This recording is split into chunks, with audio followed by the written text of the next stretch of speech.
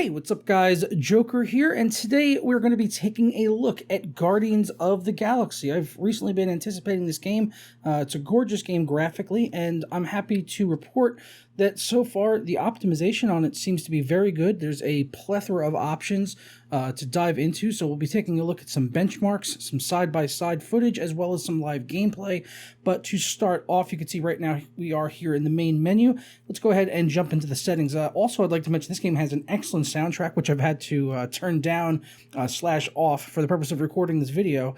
But actually, for any YouTubers or streamers out there, they actually have a toggle in here to disable licensed audio altogether. But I just turned it down for recording because there was lyrics and stuff, and it would probably distract me if I was trying to talk and hearing lyrics going on at the same time. So I've just gone ahead and disabled that. But you could just turn off licensed audio, and it will replace it with alternative, like just regular stock, probably like game music that's not going to get you copyright strikes, which is really nice they have in there. But first off, let's go into display options. You can see right now I am on full screen. Actually, I should be on exclusive full screen. It probably got changed when I was tabbing in and out, but I'll leave that off for now because I don't want to mess up my recording. VSync is off. They do have a dynamic resolution target if you want to use something like that. You can also set resolution scale slider. There is AMD FX CAS sharpening and an NVIDIA DLSS option, which you can utilize if you want to, which I've tested, on, off, with RT on and off, and we've got quality, balance, performance, and ultra performance in there. And so the DLSS implementation seems to be pretty solid on the quality setting, which is what I've used mostly in my testing. Going into the graphics options here, currently on a custom preset, which is basically max settings, but we've got anisotropic filtering here, 16x level of detail, shadow textures, all at high. This is the highest that these options go, so there's no ultra options for these. This is just high, and they give you a little preview window there on the bottom right, so you can kind of see the differences as you toggle between the options. That's something that I always personally appreciate.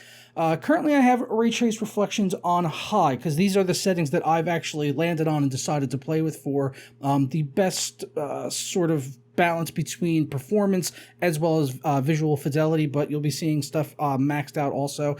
For ray trace reflections, you can disable them entirely, run them at high, very high, or ultra, and the game does have screen space reflections, which are actually quite good in their own right, so you don't even necessarily need to feel the need to actually run ray tracing if you don't want to, but I found on the high option, the performance is actually pretty solid, and they've also got ray traced transparent reflections. You can see on the right there on the glass, there's some reflections. If you disable that, those go away. So that's kind of nice. They have that as a more granular control on the reflections, just to get rid of the transparent ones if you want to get a little boost in performance. But in the benchmark, it only changed the average FPS by 2 frames per second, as you'll be seeing in a minute. Screen space reflections, again, you can run those on or off.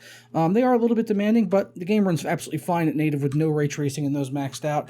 Motion blur, radial blur, chromatic aberration, I have all disabled for obvious reasons because they look terrible. Lens flares, I don't mind. I do run those. Depth of field kind of has some games where it's better than others. And then light scattering is on high, but you can run that in low or off if you want to. No, not off, just low or high. But I left that on high. Didn't really seem to impact performance too much. So without further ado, let's go ahead and jump into some benchmarks after a brief ad break.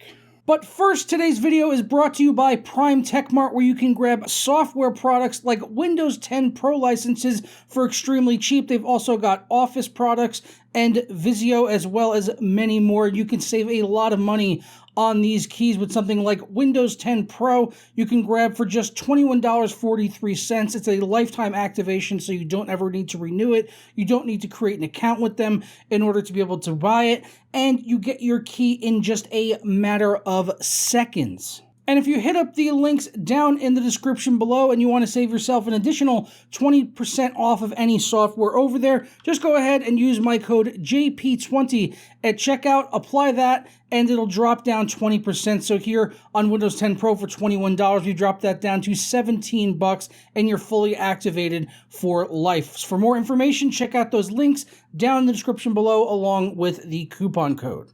So with this first benchmark pass here, you're going to be seeing the game. The game is completely maxed out in all of these. The only different things I was changing around was the ray tracing settings as well as the DLSS.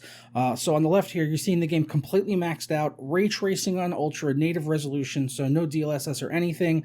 And then on the right side here, we're running, again, ray tracing ultra, max settings, but DLSS on quality to see what kind of a boost in performance we can go ahead and get with DLSS, and it does give a pretty decent bump in performance. As you can see, we're jumping up from around 40-ish frames to staying above 60 frames per second throughout the majority of the benchmark, and even jumping up over 70 frames per second here using DLSS on quality. And the image quality, looks very, very good. During this last scene here, it's actually not that demanding, probably for ray tracing stuff, because even at native resolution, it does manage to stay above 60 frames per second in this final scene, and on DLSS, it jumps up to nearly 100 frames per second. The end result for those two comparisons, for native, we got an average of 49, minimum of 32, and then with DLSS, it was 78 and minimum of 58. So gained about 30 frames per second there, not an insignificant amount. On the next pass here, again, on the left, nothing changing here. This is RT Ultra native. And then on the right, we have ray tracing completely turned off and native resolution. So this would be the experience that you're going to get if you just decided to play the game with no ray tracing at all, not turning any DLSS stuff on. This is basically the performance that you would get. And as you can see, the game runs fantastic. And even with the ray traced reflections turned off, it still does manage to look very, very good with the screen space reflections. The SSR implementation of this game is very, very good. No, it is not in real time, but, on the whole, I think most people could play it like this and be getting very, very good performance and probably not be too bothered that they're not running ray tracing, because, as I said, the SSR implementation in this is very good, and this mostly seemed to stay up around 100 frames per second. Actually, I know that going into the end of this, the average ended up being 102 frames per second at native with ray tracing disabled, and a minimum of 74, as you can see right there. And again, the numbers on the left aren't changing. It's the same benchmark pass for the RT Ultra native versus what you guys are seeing on the right side of the screen there. And then last up are the settings that I have personally found to work best for me when actually, playing through the game, and the benchmark passes kind of validate that as well here. Again, the left side of the screen, nothing changing. RT Ultra, native resolution, so the most demanding way that you can possibly play this game. Versus this, the settings, like I said, the game maxed out again. The only difference here is ray tracing is high rather than ultra. So just changing the ray tracing setting and keeping the resolution at native with no DLSS or anything, you still get a pretty hearty boost in performance, as you see there, getting up around 70 frames, which it's pretty equivalent actually to just frame rate wise to running RT Ultra with DLSS. So you kind of got those trade-offs there. You're going to have to decide which one of those options really works for you. Do you want to have RT Ultra with DLSS? Because I feel like that's kind of DLSS is kind of a necessity if you're going to run RT Ultra, which is nothing wrong with that. Or if you want to keep it at native resolution, which I've decided is more important to me to keep it at native, and then just lower down the quality of the ray trace reflections a little bit, and even keeping the transparent reflections, as that got an average of 79 and a minimum of 60, which is pretty close to, like I said, we got an average of 78 with DLSS on quality. So not too big of a difference there in terms of frame rate with running DLSS. It's just a matter if you want ray trace maxed out, or if you're willing to, put up with being on high. And then if you want the absolute highest frame rate possible, my advice would be to turn off ray tracing altogether and then just run the game at native, or even use DLSS at that point if you want to really get the game maxed out at like 4K, 144 frames per second. Overall, though, I would say the game does seem to be fairly well optimized. I know we're testing here at 4K on very high-end hardware, but the key is really looking at the optimization, the frame times and stuff in the game, which appear to be very, very smooth to me and quite consistent. Not really any big frame hitches or stuttering, apart from maybe just loading into like new areas and stuff you might see for a split second. But overall, I am very pleased with the performance in this game thus far. So here we are. This is pretty early on in the game. Just wanted to do some real-time performance here outside of the built-in benchmark, which I found to be pretty consistent with the, the actual gameplay itself, at least for the early stages of it. And it is a overall graphically gorgeous-looking game. Really, really beautiful. Kind of want to see what's over here. But yeah, I know this game is going to draw a lot of comparisons, obviously, to Marvel's Avengers. But the key thing is that this is actually built on a different engine than Marvel's Avengers, which had a lot of performance issues. I believe this is the same engine as Shadow of the Tomb Raider. I talked about this the other day. So yeah, definitely runs a hell of a lot better than the Avengers did. While looking, graphically, I would say as good, if not superior, maybe even in some ways. The level of detail in both games is very good. But I mean, just look at all the objects on the screen in this. There's just so much going on, and especially like in the ship that you use to go between different areas. That there's a lot of detail, a lot of stuff to interact with on the ship, and the gameplay also is pretty solid. This is not my first time, going through this bit. I kind of wanted to avoid the spoilers and all that stuff. I wanted to avoid some of the spoilers and cutscenes because I know a lot of people. This is definitely definitely a narrative driven Marvel game versus the Avengers. Again, to make comparisons there, whereas that was more of like a Destiny-esque, looter shooter where enemies just have all these different, like, oh, this enemy is harder because he has a higher number over his head type of game.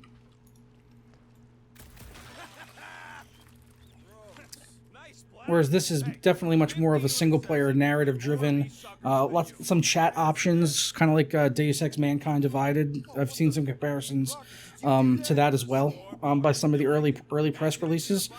And, voice acting, also, just to talk about the gameplay itself, voice acting is very good. Rocket Raccoon, in particular, I'd say sounds very, very close to Bradley Cooper, who plays Rocket Raccoon in the films. So yeah, the characters do look a little off. They kind of, like some people say, like, oh yeah, they look like dollar store versions of the actual Guardians of the Galaxy, and people said the same thing about the Avengers game. But I think obviously they're doing that to avoid having to pay the actors license fees and stuff for their likenesses. So it kind of take what you can get. I'd rather them save that money and stick it into optimization and better performance and nicer looking visuals than necessarily worry about running around as actual Chris Pratt, which I couldn't really care much about, as he's a bit of a Pratt himself, isn't he, Chris Pratt? But yeah, he does look a little different in the game, but overall, it's still the feel. The voice acting in the game is obviously designed to sound like the actors from the movie. What do I do here? I forget. Gotta shoot this stuff, I think.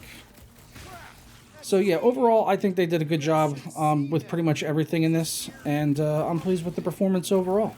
So let me know if you guys are interested in Guardians of the Galaxy down in the comments below and what you think about the performance. This is going to be launching tomorrow, on Tuesday the 26th, and I forgot to say early on, but this is a review copy from NVIDIA, so thanks for NVIDIA for providing out the code. Very happy to see what what the developers have done with the optimization on this, and yeah, check it out, as it's I'm very happy with this performance. This is good shit. So I'm gonna go ahead and get out of here, and I will catch you guys next time for another video. Sorry.